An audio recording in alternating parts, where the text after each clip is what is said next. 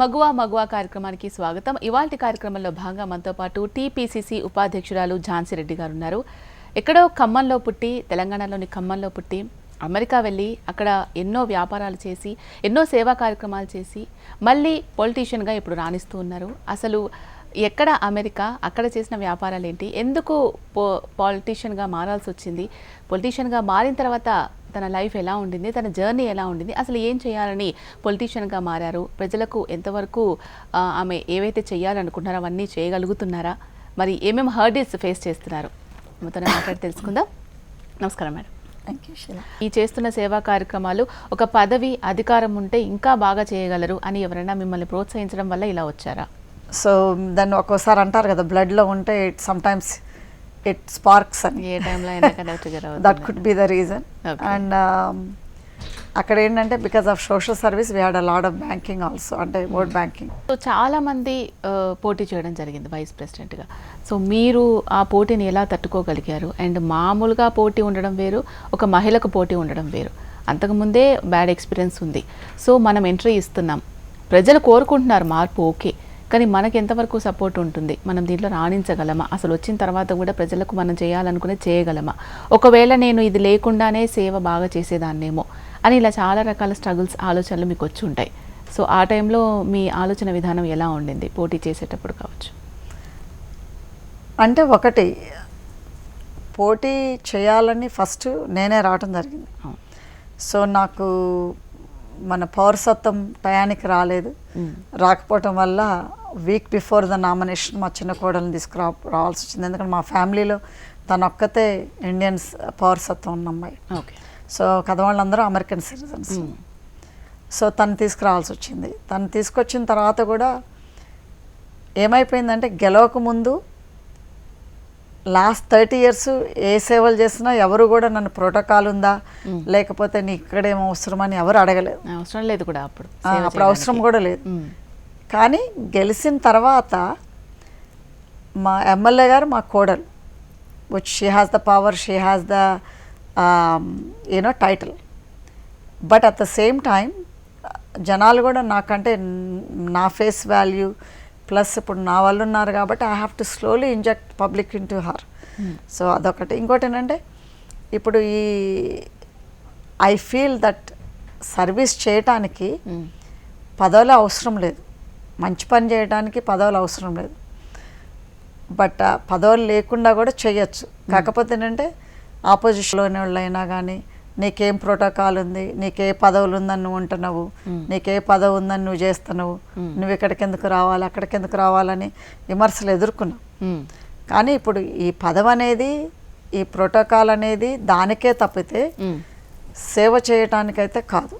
ఎందుకంటే ఇది లేకముందు సేవ చేశా, కాకపోతే ఇది వచ్చింది కాబట్టి దీనికి తగ్గట్టు కూడా పనిచేయాలి. Which I have no doubt that I can fulfil that. But మీరు అన్నట్టుగా మహిళలు కొంచెం కష్టమే. కానీ బట్ నేను ఒక్కటి ఎప్పుడు నమ్ముతాను, అంటే ఎప్పుడు కూడా మనం ఆత్మగౌరవంగా, మనము ఆత్మసాక్షిగా ఏ పని చేసినా కానీ we can always win the game. And దానికి విల్ పవర్ కావాలి. ఏ పని చేయాలన్నా మనకి ఆత్మధైర్యం కావాలి, ప్లస్ కాన్ఫిడెంట్ కావాలి. అవును. అయితే మీరు మామూలుగా సేవ చేసినప్పుడు మీరు ఇంతకుముందు అనడం జరిగింది, ఎటువంటి ప్రోటోకాల్స్ లేవు, సేవ కాబట్టి ఎవరైనా చేయొచ్చు, ఎప్పుడైనా చేయొచ్చు, దానికేం పెద్ద రాజకీయాలు చేయరు. కానీ ఒక పదవి వచ్చిన తర్వాత చేస్తున్నారు అని అంటే ఇది రాజకీయ ప్రయోజనం కోసమే చేస్తున్నారు అనేది కంపల్సరీ అడ్డుకోవడానికి ఎక్కువగా ప్రయత్నిస్తూ ఉంటారు. అలాంటి సందర్భాలు ఎక్కువగా మీరు ఫేస్ చేశారా పదవి వచ్చిన తర్వాత? ఇప్పుడు చేస్తున్న టైంలో అరే నేను ఫలానా సేవ చేద్దాం అనుకుంటున్నానే, ఇది చేయలేకపోతున్నానే, ఇలా ప్రాబ్లమ్స్ వస్తున్నాయి, నేను ఇంతకుముందే బెటర్గా ఉండేదన్నా, ఇట్లా ఉంటాయి కదా ఆలోచనలు? డెఫినెట్గా. ఎందుకంటే అప్పుడు మేము we are not in limelight కాదు కాబట్టి నోబడీ నోస్. కొత్తగా మేము సేవ చేసి వెళ్ళిపోయేవాళ్ళం. ఇప్పుడు ఏంటంటే పట్టించుకోరు కూడా, ఇప్పుడు కాన్సన్ట్రేషన్ అంతా కూడా ఎక్కువగా ఉంటుంది, ఫోకస్ ఎక్కువగా ఉంటుంది. అంతే, అప్పుడు ఎవరు పట్టించుకోలేదు. కానీ ఇప్పుడు ఏంటంటే ఏ పని చేద్దామన్నా విమర్శలు, ఏ పని మంచి చేద్దామన్నా అందుట్లో నెగటివిటీ చూస్తారు.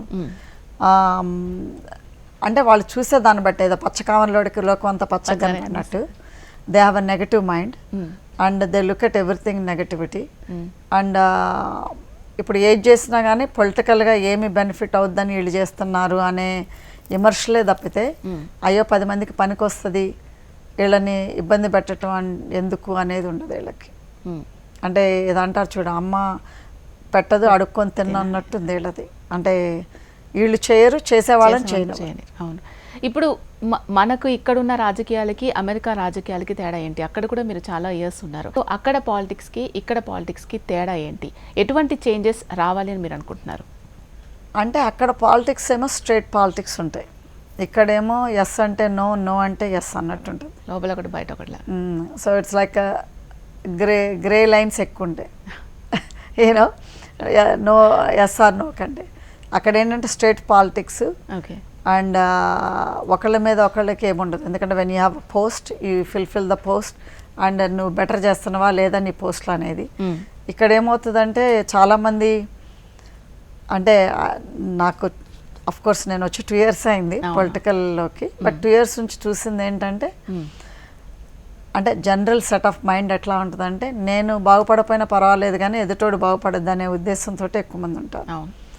బట్ నేను యూజువల్గా అవన్నీ పట్టించుకోను, ఎందుకంటే మేము చేసే పని మేము చేసుకెళ్తూనే ఉంటాము, ఏం చేయాలో ఆలోచిస్తాము తప్పితే వీళ్ళు ఎవరు ఏమనుకుంటున్నారా, ఏమని అంటున్నారు, ఏమని చేస్తున్నారు అనేది లేదు. వచ్చినప్పుడు తప్పకుండా వాళ్ళ విమర్శలైనా లేకపోతే అడ్డంకులైనా కానీ ఎదుర్కొని మేము పోతూనే ఉన్నాం.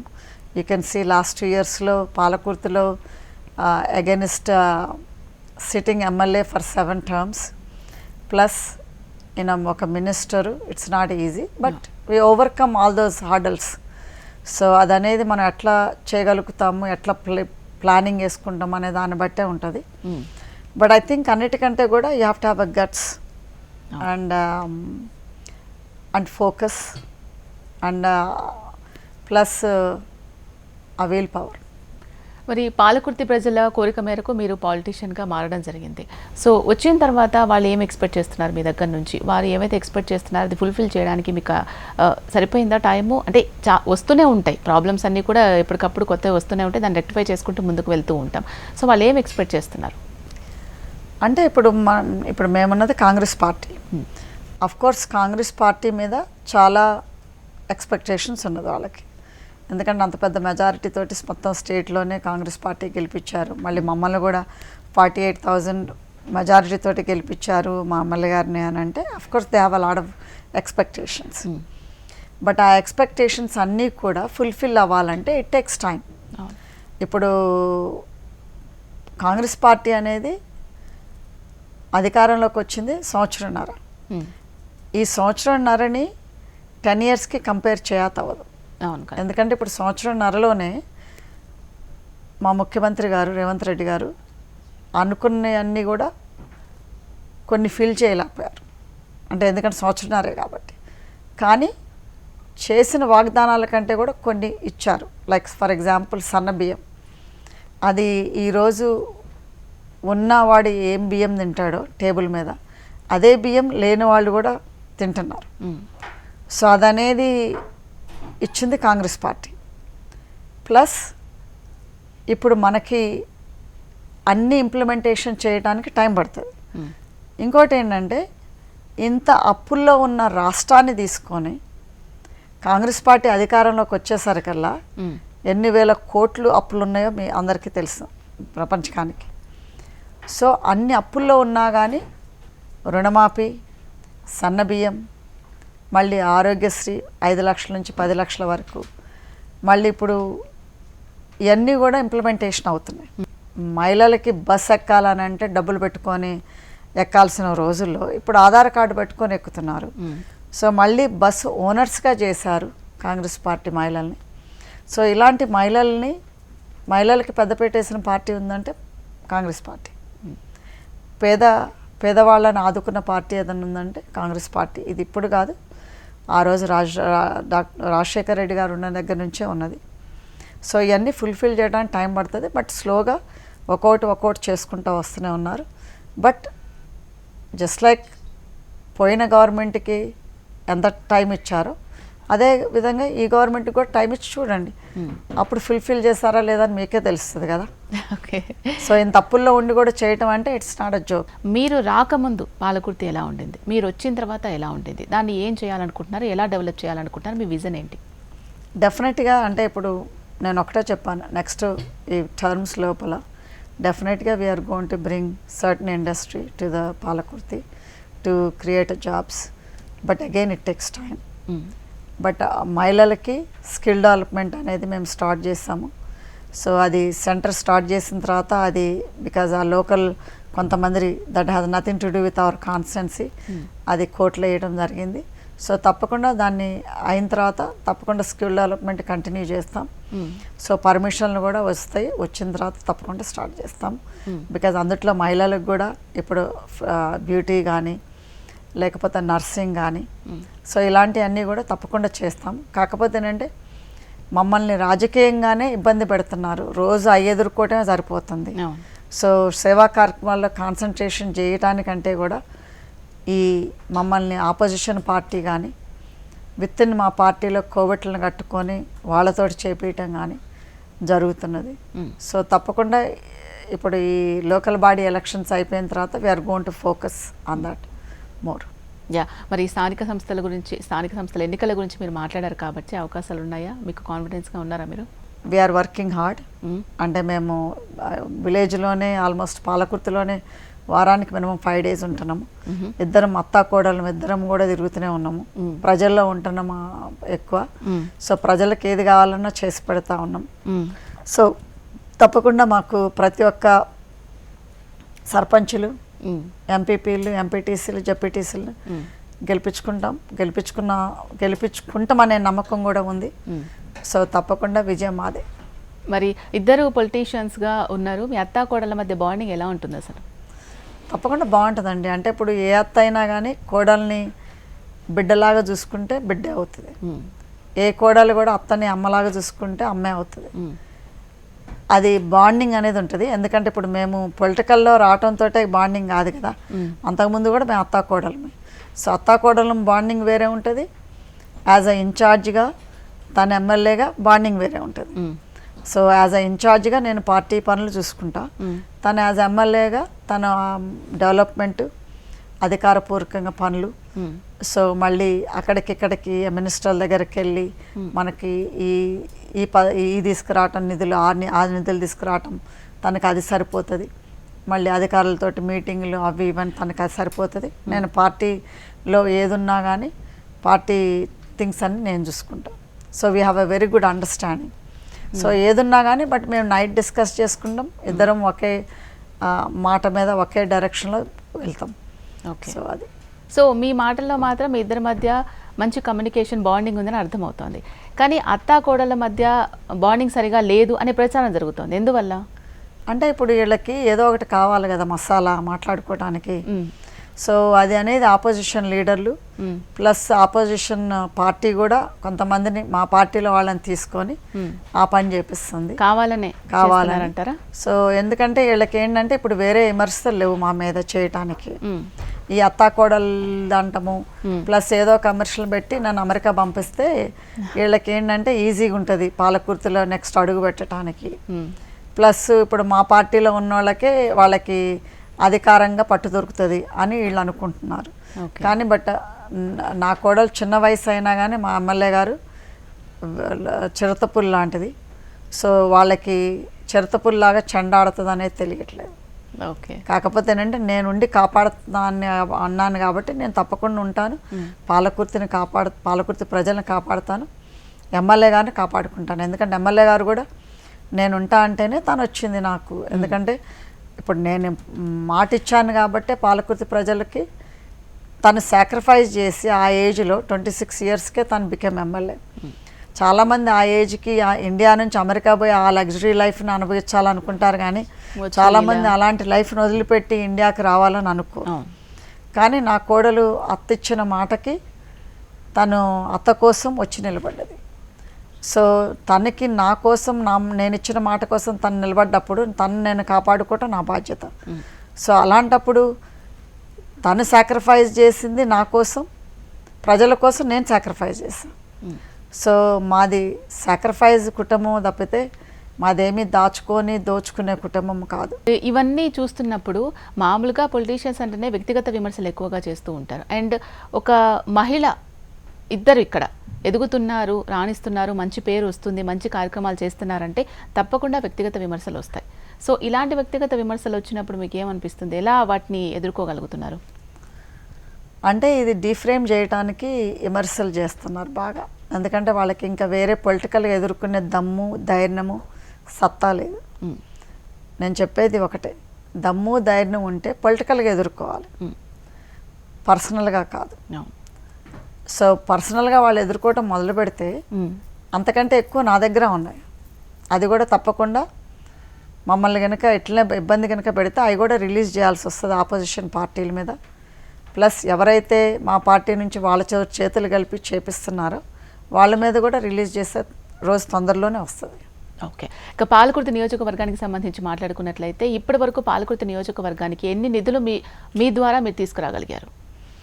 అంటే మా ఎమ్మెల్యే గారి ద్వారా, యాక్చువల్గా నా ద్వారా కంటే మా ఎమ్మెల్యే గారి ద్వారా ఆల్మోస్ట్ మాకు ఇంటర్గ్రేటెడ్ స్కూల్ సిస్టానికి 200 కోట్లు వచ్చినాయి మొన్ననే. సీఎం గారు అది ఇవ్వటం జరిగింది. సో మళ్ళీ మనకి 100 బెడ్ హాస్పిటల్, అంటే అంతకుముందు మేము 2000లో 38 బెడ్ హాస్పిటల్ కట్టించాము. దాన్ని 100 బెడ్ హాస్పిటల్కి రావటం జరిగింది. మళ్ళీ అది తోరూరు మండలంలో. పాలకుర్తిలో కూడా 50 బెడ్ హాస్పిటల్ రావటం జరిగింది. మళ్ళీ మన కెనాల్, వాటర్ కెనాల్, మన దేవోజీ ప్రాజెక్ట్స్ అని అంతకుముందు 10 ఏళ్ల నుంచి ఆ ప్రాజెక్ట్ ఏమీ అవ్వలేదు. సో అది శుభ్రంగా అది తన హయాంలో అది కూడా కంప్లీట్ చేస్తారు. సో ఇలాంటి రోడ్లు, సో ఇలాంటివన్నీ కూడా మళ్ళీ మా దగ్గర తోరూరులో పెద్ద ప్రాజెక్ట్, అది మినీ ట్యాంక్ బండ్ అని తోరూరు ట్యాంక్ బండ్ లాగా చేపిస్తుంది తను. సో తను చాలా చేస్తుంది. మళ్ళీ మా ట్రస్ట్ ద్వారా కూడా ఆల్మోస్ట్ 1.5 కోర్స్ పెట్టి కాలువలన్నీ కూడా మేము క్లీన్ చేయించడం జరిగింది, ఆల్మోస్ట్ 50 కిలోమీటర్లకి. ఎందుకంటే ఆ కాలువలన్నీ కూడా అది చెట్లు అవన్నీ మొలిసి బూడిపోయినాయి, లైనింగ్ లేక. అంతకుముందు గత ప్రభుత్వంలో లైనింగ్ లేక చేశారు. సో అవన్నీ కూడా క్లీన్ చేయటం జరుగుతున్నది. సో అవన్నీ కూడా చేపించినాము. సో దానివల్ల రైతులు కూడా హ్యాపీగా ఉన్నారు, నీళ్లు కూడా మంచిగా వస్తున్నాయి. సో ఈసారి వరి కూడా చాలా పండింది. ఎందుకంటే 500 బోనస్ అని ఎప్పుడైతే రిలీజ్ చేశారో మాకు ఈసారి 300 పండింది ఇప్పుడు కంటే కూడా వడ్లు. ఓకే, సో రైతులు కూడా చాలా హ్యాపీగా ఉన్నారని అనుకోవచ్చు. బోనస్ ఎక్కువగా వస్తుంది కాబట్టి పంట కూడా ఎక్కువగా పండిస్తున్నారు వాళ్ళు. That is correct. ఓకే, ఇప్పుడు మీరు అసలు పాలిటిక్స్లోకి రావాలి అనుకున్నప్పుడు రాష్ట్రంలో ఇన్ని పార్టీలు ఉన్నాయి కదా, కాంగ్రెస్నే ఎందుకు చూస్ చేసుకున్నారు?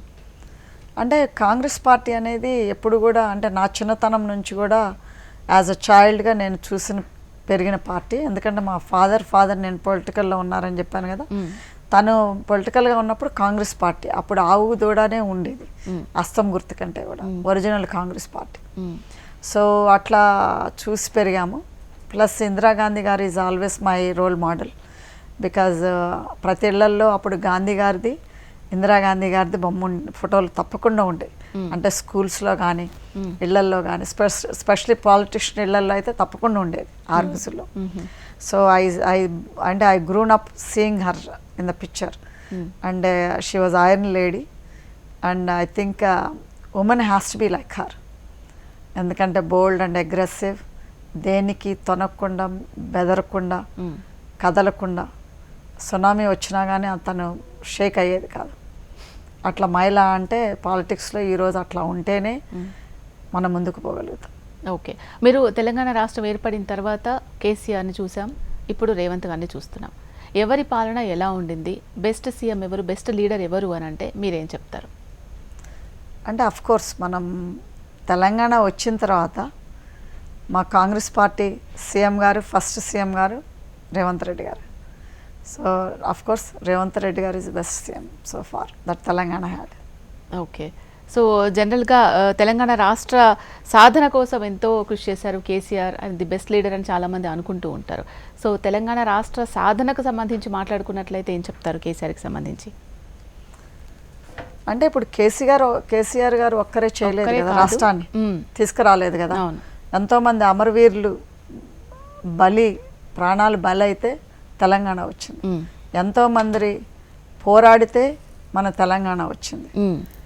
అప్పుడు తెలంగాణకి ఎందుకు తెచ్చుకున్నాము? మన నిధులన్నీ కూడా ఎక్కడికో వెళ్ళిపోతున్నాయి, వేరే రాష్ట్రానికి అని తెచ్చుకున్నాం.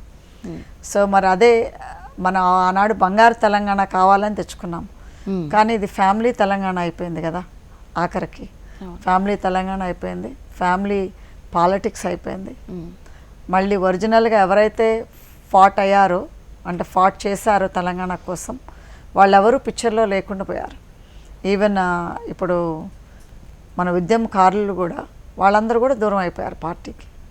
సో అలాంటప్పుడు తను చేసింది కాదు. కాకపోతేనంటే ఆ రోజు మనకు తెలంగాణ తెచ్చింది కూడా సోనియా గాంధీ గారు.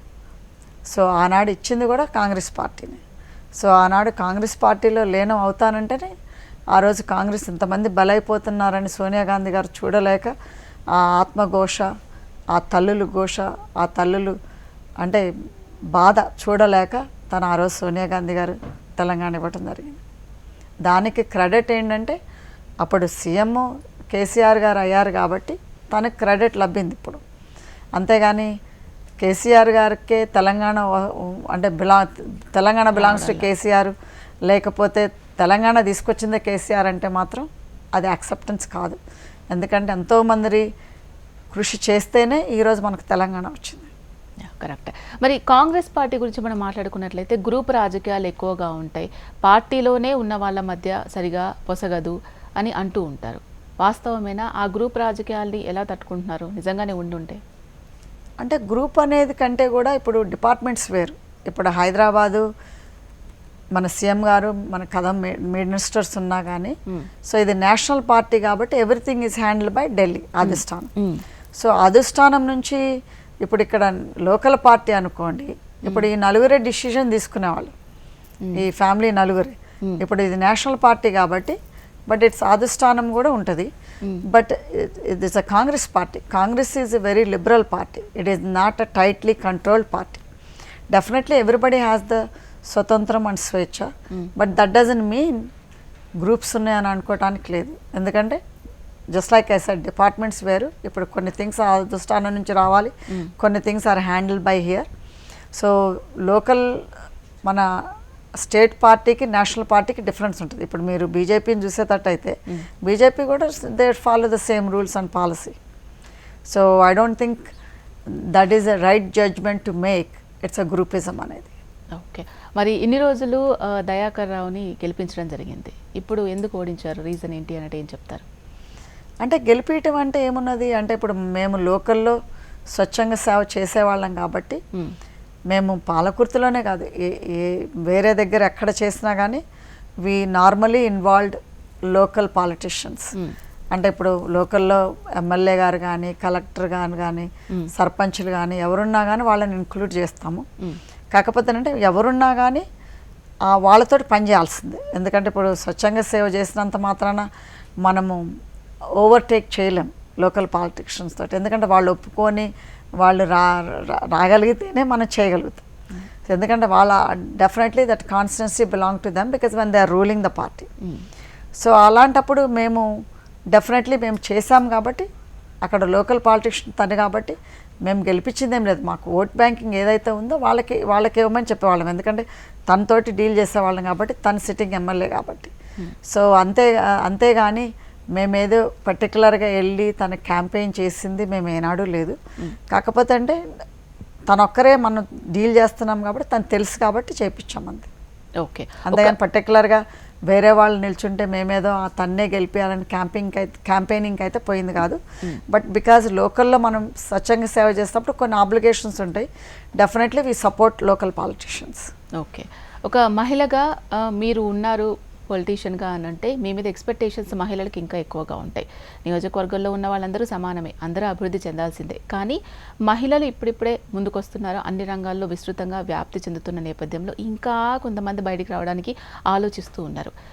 ఒక మహిళగా మహిళలకు మీరు ఇంకా ఏం చేయాలనుకుంటున్నారు? వాళ్ళకు ప్రత్యేకించి ఏమైనా ప్రణాళికలు మీ దగ్గర ఉన్నాయా వాళ్ళ డెవలప్మెంట్కి? అంటే నేను చెప్పేది ఒకటే, మహిళలకి ఏంటంటే బీ మోటివేటెడ్ అండ్ ఐడెంటిటీ కావాలి మనకి. అంటే there is nothing wrong being అంటే పలానోళ్ళ వైఫ్, పలానోళ్ళ తల్లి అని, పలానోళ్ళ కూతురు అని చెప్పించుకోవడానికి తప్పేం లేదు.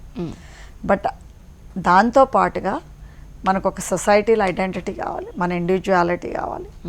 సో అది ఉన్నప్పుడే మనము ఎంపవరింగ్, మనం చేసుకున్న తర్వాత మనం మన పక్కన వాళ్ళని ఎంపవర్ చేయగలుగుతాం.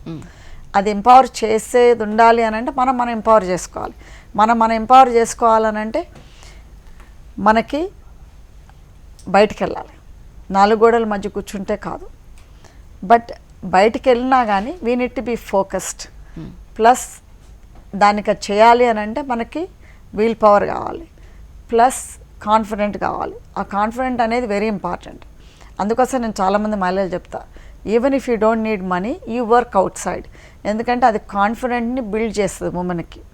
ఎందుకంటే చాలామంది మహిళలకి ఎంతో చేయాలని ఉంటుంది, కానీ ఆ కాన్ఫిడెంట్ అనేది ఉండదు. అయ్యో నేను ఇక్కడ పోతే ఏమనుకుంటారు, అక్కడ పోతే ఏమనుకుంటారు, లేకపోతే నేను ఇది మాట్లాడితే ఏమనుకుంటారు, అది మాట్లాడితే ఏమనుకుంటారని. Because I think we are worried ఉమెన్గా నేను చెప్తున్నా. అంటే నేను చూసిన ప్రకారం ఉమెన్ ఏంటంటే they worry about somebody will judge them. So ఆ జడ్జిమెంట్ అనేది మనం ఆఫ్ చేయాలి. ఆ జడ్జిమెంట్ అనే దాని గురించి మనం అసలు ఆలోచించవద్దు. ఎందుకంటే మనం మంచిగా ఉన్నా జడ్జ్ చేసేవాళ్ళు చేస్తారు, చెడుగా ఉన్నా జడ్జ్ చేసేవాళ్ళు చేస్తారు. కానీ మనం at the end of the day మనకు ఆత్మసాక్షి ఉన్నది. మనం ఆత్మసాక్షిలో మనం మంచి చేసామా లేదా, మనం మంచి బాటలో నడిచామా లేదా, మనం అంటే did we work towards the change. Not only మనకే కాదు, బట్ మన పక్కన ఉన్న వాళ్ళకి. సో మహిళలకు చెప్పేది ఏంటంటే అన్లెస్ మనం అట్లా షెల్టర్లోంచి వస్తే తప్పితే మనం హెల్ప్ చేయలేం. సో మనకేంటంటే ఎప్పుడైనా కానీ ఐ బిలీవ్ ఒక మహిళను చదివిస్తే మన ఊరినే చదివించినట్టు, ఒక మహిళకు ఉద్యోగం ఇస్తే ఇంటి మొత్తానికి ఉద్యోగం ఇచ్చినట్టు. ఎందుకంటే ఉమెన్ అంత డిఫరెన్స్ చేయగలుగుతుంది అంటే ఒక కుటుంబంలో. బట్ అందుకోసం అమెరికాలో అంటారు, women can make the house or break the house అని అంటారు. కరెక్ట్. నిజంగా మేడం, ఒక ఖమ్మంలో తెలంగాణలోనే ఒక గ్రామంలో పుట్టి అమెరికా వెళ్ళి అక్కడ ఎన్నో సేవా కార్యక్రమాలు చేసి అండ్ ఒక ఉమెన్గా మీ ఇంటి బాధ్యతలు, మీ కుటుంబ బాధ్యతలు నిర్వర్తిస్తూనే ఒక చక్కని భార్యగా, అలాగే అమ్మకు మంచి తల్లిగా ఉంటూ ఇవన్నీ పిల్లల్ని చూసుకుంటూనే ఇక్కడున్న ప్రజల గురించి ఆలోచించి మళ్ళీ రిటర్న్ వచ్చి పొలిటీషియన్గా సేవా కార్యక్రమాలు చేస్తున్నారు. మీరు అనుకున్నది ప్రతి ఒక్కటి కూడా నెరవేరాలని, మీ నియోజకవర్గ ప్రజలందరూ కూడా మీ ద్వారా ఎంతో లబ్ధి పొందాలని అండ్ డెవలప్మెంట్ పరంగా మీ నియోజకవర్గాల్లో బాగా జరగాలని హెచ్ఎంటీవీ మనస్ఫూర్తిగా కోరుకుంటుంది. Thank you so much. Thank you. ఇది వాళ్ళ మగువ చూస్తూనే ఉండండి హెచ్ఎంటీవీ. నమస్తే.